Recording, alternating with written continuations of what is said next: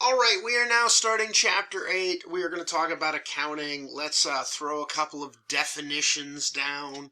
And let's start with the first question that we're going to have to ask with all these. What is accounting anyway? So let me give you a couple of definitions for accounting. And let me turn off the format and we'll do bullet points. So basically what it comes down to is accounting is the financial language of business. It provides financial information to those decision makers. And we'll leave the text big. So our textbooky definition of accounting. Just like we had with marketing, we've got a big textbook one for accounting, and that is... Accounting is a systematic process of measuring, recording, and communicating the financial information that decision makers need to make.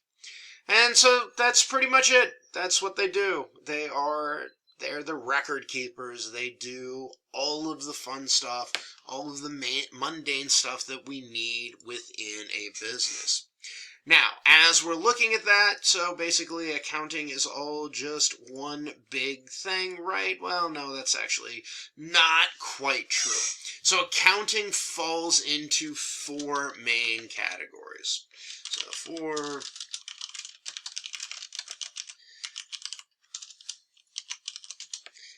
And so let's talk about those really quickly. And instead of me typing, let me just drop some stuff in here. So the first one is financial accounting. So that is the branch of accounting that focuses on collecting and analyzing information. And a lot of this is for the external decision makers. So people that are buying stocks, banks that are investing, investors, your suppliers. That's kind of the main point of financial accounting. Now, we can also, so that is our external decision makers. For our internal decision makers, we are looking at managerial accounting. Does the same kind of thing, but their primary concern is making sure those internal decision makers, such as CEOs, CFOs, managers, know what's going on. And so those are the two big branches there. The next one is actually what is called auditing. And so, it doesn't all fit. Let's get rid of something here. So auditing is the branch of accounting that basically they keep track of everything in the accounting and financial records to make sure that they're basically doing what they're supposed to do. There's something called GAAP, which is the generally accepted accounting principle, and there are other standards and laws, and that's the auditing's job.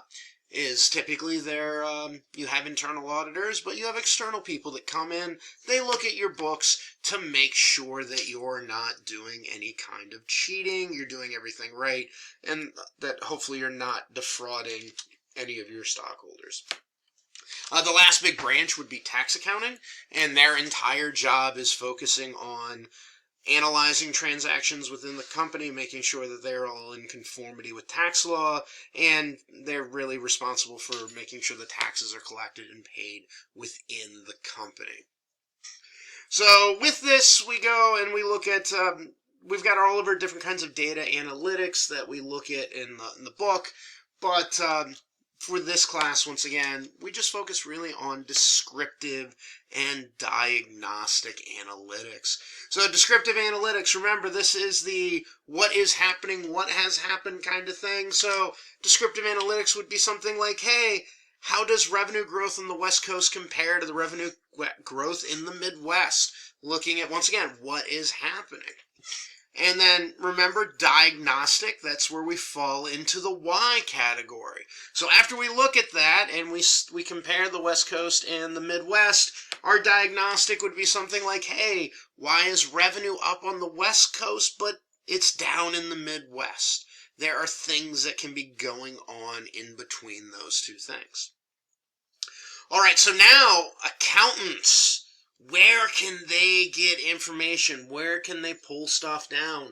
There are a lot of places because they're looking at all of the stuff within the company's business statement. So financial statements, balance sheets, income statements, statement of cash flow, statement of stockholder equity. These are all things that are actually listed on the Securities and Exchange Commission, which someplace we're going to pull data from in our next class to start looking at things. And so our managerial accountants will have access to like budget data and standard cost data, or supply chain data and all that.